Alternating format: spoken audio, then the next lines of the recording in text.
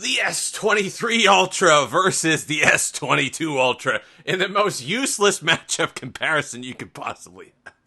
Look, anybody who tells you if you already own an S22 Ultra to upgrade wholesale to a S23 Ultra, just run away. Because I don't really know what they're trying to tell you to do. There really isn't. It's not like with the Flip 3 and the Flip 4, where it literally cost you $100. You picked up an extra year of support, plus all the extra battery life. That was more than worth it.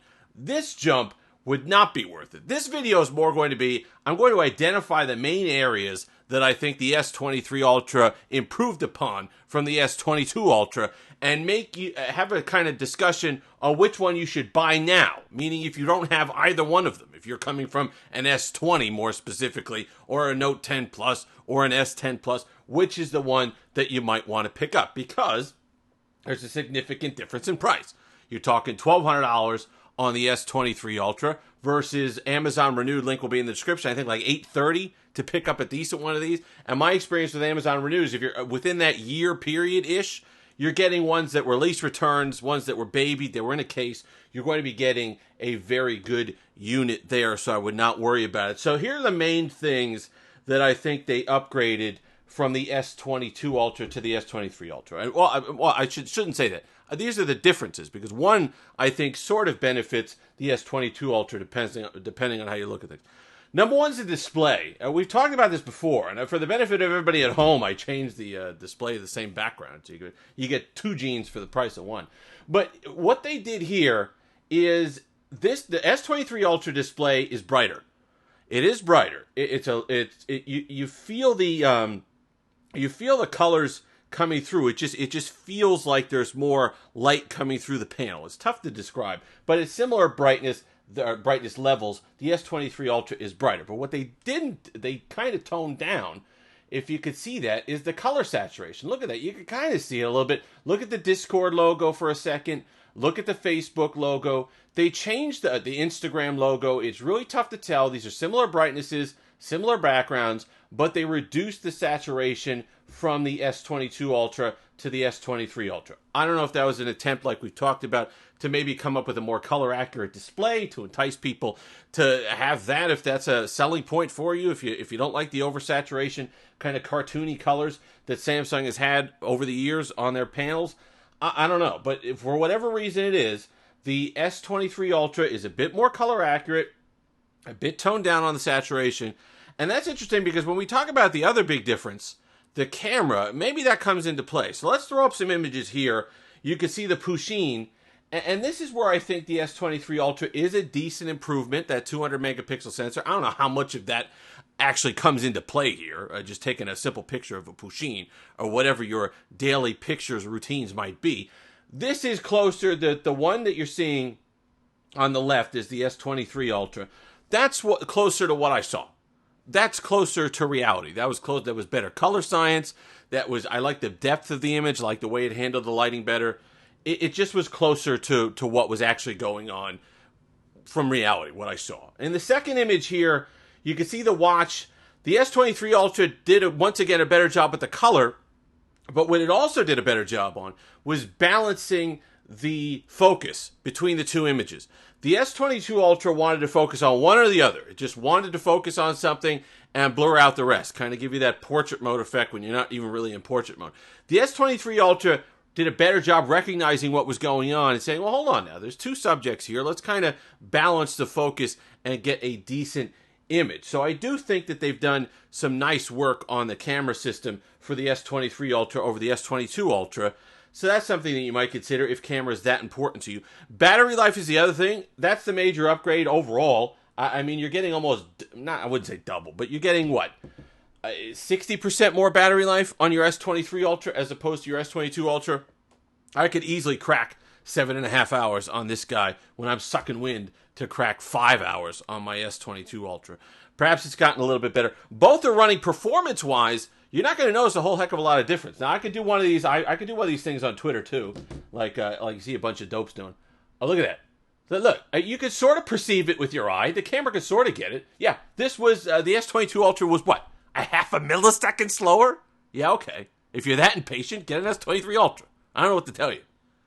But in actual real world use, when you're pulling up your Instagrams and all the rest of it, you're going to be fine. You're not even going to notice it. You're going to scroll just as fast as you would anywhere else. So anything else you're going to be doing, gaming, especially right now, later on down the line when ray tracing becomes a bigger thing in gaming, 2 or 3 years from now, when the developers catch up, yeah, you're going to take benefit from having an S23 Ultra. But right now, you're not noticing that big of a jump in terms of performance. In build quality, they're both flagships. I like the flatter display on the S23 Ultra a lot better than the rounded build on the S22 Ultra, but that's going to be preference. A lot of people think the rounded display is more premium. A lot of people fought back in comments saying, you know what, forget that. I think that if a display isn't rounded, that if to me it doesn't feel like a flagship, doesn't feel like a premium display. So if that's somebody, if you're in that camp, want to save some money, pick yourself up an S22 Ultra, and you'll be perfectly happy for years to come. Samsung has extended the support life for these, so if you pick up an S22 Ultra now, you're getting at least another 3 years of updates, so you're not worried about that. So it's really a scenario where were those little improvements that you saw worth $450 extra? Now, if you're in one of those predicaments where your carrier is saying, you know what, no, don't do that. We're going to give you X amount off. We're going to give you a great deal on an S23 Ultra, and you don't mind. Well, then pick up an S23 Ultra. If you're in a situation where you're paying monthly and it's literally, $3 more or $5 more, whatever ridiculous stuff AT&T comes up with sometimes for an S23 Ultra, we'll go with the new one. Get an S23 Ultra. But if you're paying out of pocket, if you're paying unlocked, if you're shelling out that cash yourself, then why wouldn't you go with an S22 Ultra? This is similar to what you get with the... it's funny, because now the S23 Ultra has ray tracing, so we can compare it to the NVIDIA cards. When you get an RTX, the 4000 series comes out, people are picking up deals on the 3000 series. And a 3080 graphics card is going to do pretty darn well for a lot of years and get you great performance at 2K, 4K gaming, and you're not going to notice that much of a difference. But the price is, half? So you get these new cards come out, that's great, and there's, 10% performance enhancement. Yeah, but it's twice the price. And that's kind of the category that we're coming into when it comes to these flagship devices. And I want to talk a moment about what the future of these videos is going to be, because I saw a bunch of videos out there saying, cell phones are boring, everything's so good, how could you possibly come up with interesting content? Yeah, everything's so good. But I like the fact that we're getting OnePlus devices coming in at $599. We're getting Pixel 7 Pro devices that are competitive again. We're getting some different stuff in the marketplace. Yeah, there's foldables and stuff. But the conversation between even devices like this that are incredibly similar is still going to be important, because there are some differences there.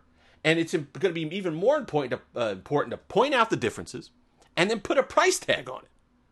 Yeah, different display. Whether it's better or not is going to be up to you. It's personal preference. Better battery. Significantly better better camera. Significantly better battery life. Okay. $450. Did all those things that I mentioned add up to $450 in your mind? If the answer to that is no, pick up an S22 Ultra, save yourself the money, and upgrade when you think the difference does make sense. That's the great part about this. I think it's an advantage for the consumer that everything is starting to get really good, that it's hard to make a bad device in 2023, because it gives you options. It gives you options at a year-old flagship. It gives you options in the mid-range. It gives you flexibility with your dollars. So my personal recommendation, either stick with the definitely stick with the S22. Won't be one of those people. All right, I did it because I do videos, okay? Otherwise, I would be perfectly happy with my S22 Ultra. Unless the battery life is really just destroying you, in which case, pick up an S23 Ultra. But for everybody else, if you're just upgrading, if you're thinking about it, you don't know which one to buy, then an S22 Ultra for the savings is going to do you just fine. If you made it this far, like, comment, subscribe, all that fun stuff. Until next time, have that delicious day.